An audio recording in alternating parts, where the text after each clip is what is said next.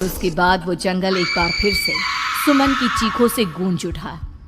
लेकिन आज की रात सुमन की चीखों को सुनने वाला वहां पर कोई भी नहीं था।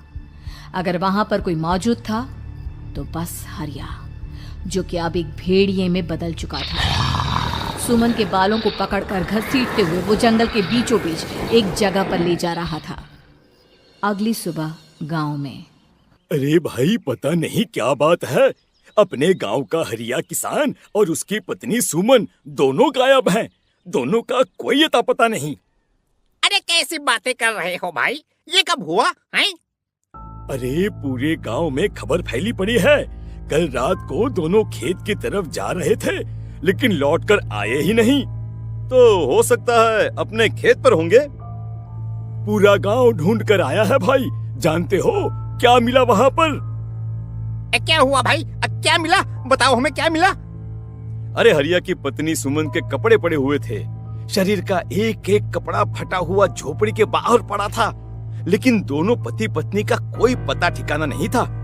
अरे भाई, लेकिन उसका जो दोस्त है ना रामू किसान, उससे पता करके आते हैं ना।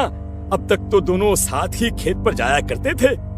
हाँ, हमें उसके घर जाना चाहिए भाई। चलो चलो वहाँ चलते हैं, चलो। वो सारे लोग रामू के घर पर पहुंचते हैं। रामू अपने घर के बाहर बैठकर हुक्का पी रहा था। आज सारे के सारे लोग टोली बनाकर मेरे घर क्यों आ रहे हैं? क्या कोई मर गया क्या भाई? अरे कैसी बातें कर रहे हो? तुम्हारा सबसे अच्छा दोस्त हरिया और उसकी पत्नी गायब है और तुम यहाँ बैठकर हुक्का पिए जा रहे हो हैं? रामू ने अजीब सी नजरों से उन सब गांव वालों की तरफ देखा, जिसकी वजह से वो लोग एक बार के लिए डर गए। गायब है? अरे गायब नहीं है, मुक्ति मिल गई है।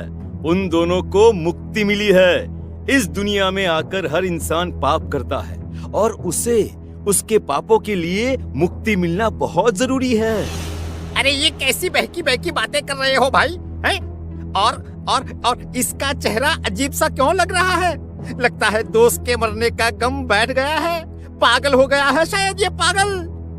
ये बात सुनते ही रामू चीख कर जोर से चिल्लाते हुए कहता है, पागल मैं नहीं हूँ, पागल तुम सब हो। और ये शैतानी जंगल अब तुम में से किसी को नहीं छोड़ने वाला, सबको खा जाएगा। याद रखना मेरी बात। शैतानी जंगल? कैसा शैतानी जंगल? लगता है रामू पागल हो चुका है। हमें यहाँ से चलना चाहिए भाई। चलो चलो चलो। तभी रामू की पत्नी बाहर आती है। नहीं, आप लोग इनकी बात का बुरा मत मानिए।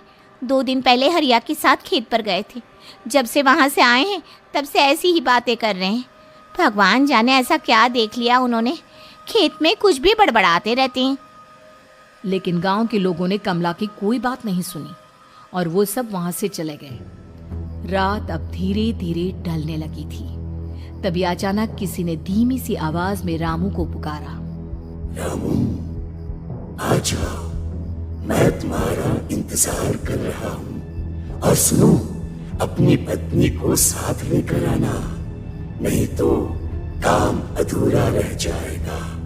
ये आवाज सुनते ही रामू के चेहरे पर शैतानी मुस्कुराहट आ जाती है। वो धीमे कदमों से अपने घर के अंदर आता है। क्या हुआ? तबीयत ठीक है ना अब आपकी? मैं तुझे अपने साथ खेत पर ले जाने आया हूँ, चल। मैं तुम्हारे साथ कहीं नहीं जाने वाली। मुन्ना गहरी नींद में सो रहा है और उसे अकेला छोड़कर मैं तुम्हारे साथ खेत पर नहीं आ सकती। वैसे भी तुम्हारे उन खेतों में भगवान जाने कौन सा राक्षस घूम रहा है, मुझे तो डर लगता है। रामू गुस्से में दांत पीसता अपनी झोपड़ी से बाहर आ जाता है और कमला गहरी नींद में अपने बच्चे के साथ सो जाती है। तभी अचानक रात को रामू की झोपड़ी के ऊपर एक साया वही गाना गुनगुनाते हुए घूमने लगता है जो हरिया के मोबाइल में बजा करता था। मैं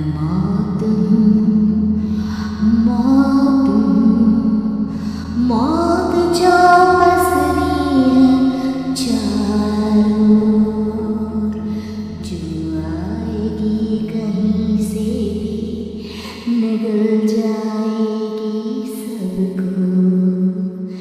मैं मौत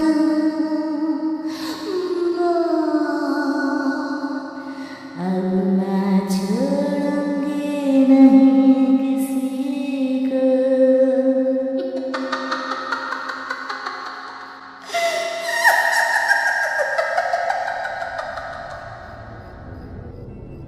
ये आवाज सुनकर रामू की पत्नी कमला की आंख खुलती है और वो देखती है कि उसका मुन्ना अपनी जगह से गायब था। कमला चीखते हुए बाहर दौड़ कर आती है।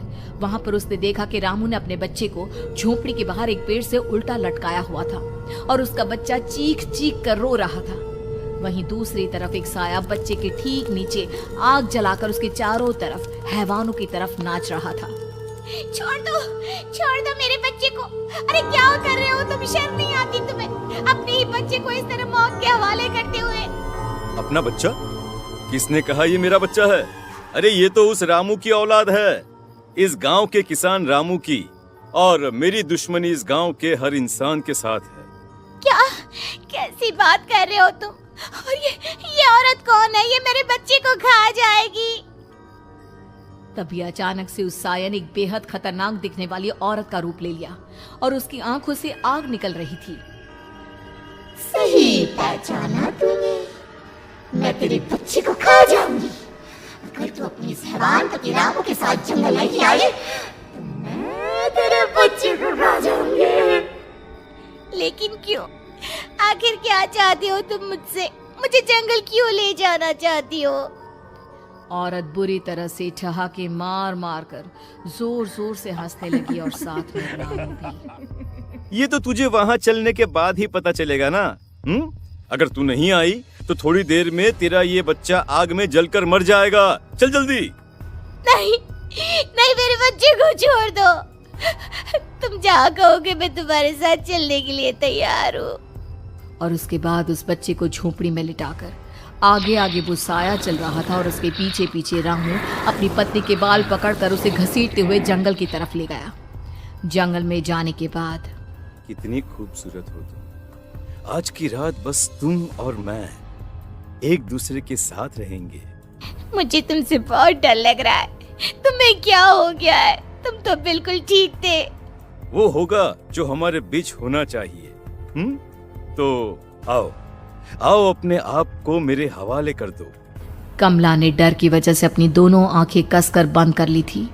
रामू ने बुरी तरह से चीख कर कमला से कहा, आंखें खोलो अपनी और मेरी तरफ देखो। कमला ने जैसे ही अपनी आंखें खोली उसने देखा कि रामू एक खतरनाक खूनी हैवान में बदल चुका था। कौन हो तुम? जाने दो मुझे। क्या चाहते हो मुझसे? वही जो एक आदमी एक औरत से चाहता है। मैं तुम्हारा पति रामू नहीं, बल्कि इस जंगल का एक भेड़िया हूँ, और आज की रात तुम्हारे खून से अपनी प्यास बुझा जाऊं। और उसके बाद वो जंगल कमला की दर्दनाक चीखों से गूंज उठा। अगली सुबह कमला के कपड़े भी जंगल में उसी तरह पाए गए जैसे कि सुमन के पाए गए थे। इस घटना के बाद पूरे गांव में दहशत का माहौल था। अपने माँ बाप की मौत और गांव में हो रहे इस तरह की घटनाओं की खबर सुनकर किशन शहर से गांव लौट आया था। अपने माँ बाप की बेदर्द मौत की वजह से वो बहुत परेशान था। तभी अचानक उसे अपने घर में खाट के नीचे पड़ा हुआ वो मोबाइल फोन मिला जो उसने अपने पापा हरिया को गिफ्ट किया था।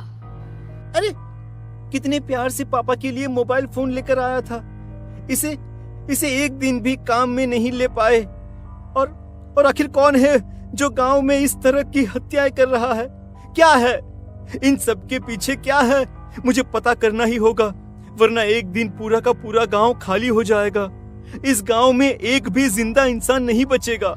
गांव के लोगों की मदद करने के इरादे से किशन अपने गांव से दूर एक दूसरे गांव में बहुत बड़े तांत्रिक के पास मिलने के लिए गया। तांत्रिक बाबा, अब आप ही कुछ उपाय बता सकते हैं। भगवान जाने हमारे गांव को किसकी नजर लग गई है। नजर नहीं लगी है, किसी ने तुम्हारे गांव को बद्दुआ दी है। किसी सताई हुई आत्मा का प्रकोप है और अब वो पूरे गांव में किसी को नहीं छोड़ेगी जब तक उसकी आत्मा को शांति नहीं मिल जाती। अरे लेकिन ऐसा कौन है बाबा? किसकी आत्मा है और कैसे मिलेगी उसे शांति? मौत है, मौत कहीं से भी आएगी और सबको निगल जाएगी। इससे बचने का सिर्फ एक ही उपाय है, लेकिन उस उपाय को करना आसान नहीं होगा। जो भी उस उपाय को करने की कोशिश करेगा उसकी जान जा सकती है। भले ही मेरी जान चली जाए, लेकिन मैं अपने गांव के लोगों की जान बचाने की पूरी कोशिश करूंगा बाबा। तो ठीक है फिर, अगली अमावस की रात जैसा मैं कहता हूँ वैसा ही करना। अमावस की रात तांत्रिक के बताए अनुसार किशन अपने साथ केरोसिन लेकर जंगल की तरफ चल पड़ा। उसके हाथ में देवी के मंदिर का सिंदूर भी था। किशन जंगल के बीचों बीच पहुंचा। ये देखकर उसकी आंखें फटी की फटी रह गई। वहां एक उबलते पानी का तालाब था और कई लोगों की लाश लटक रही थी। किशन की माँ बाप की लाश भी वहीं थी। माँ, बापू, क्या हो गया? ये क्या हो गया? तभी वहां पर एक औरत और आदमी आते हैं। उन्हें देखकर किशन चौंक जाता है। गोपाल काका, आपकी तो 5 साल पहले मौत हो गई थी। और निर्मला काकी, आप? मौत तो हो गई थी, लेकिन तुम ये नहीं जानते कि हमारी मौत कैसे हुई थी। क्या कहना चाहते हैं आप? कुछ नहीं, बस ये जान लो कि अब इस गांव में कोई जिंदा नहीं बचेगा। लेकिन क्यों काकी? क्योंकि 5 साल पहले इन गांव वालों ने मुझे डायन बताकर पत्थर मार मार के मार डाला। मेरी कोई गलती नहीं थी।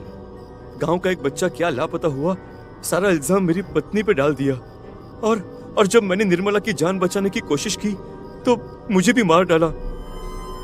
आपके साथ ये बहुत गलत हुआ काकी, लेकिन आप जो कर रहे हैं वो भी सही नहीं है ना? तुम यहाँ से चले जाओ वरना तुम भी नहीं बचोगे। हमारी आत्मा पिछले 5 साल से मुक्ति के लिए भटक रही है। चले जाओ यहाँ से।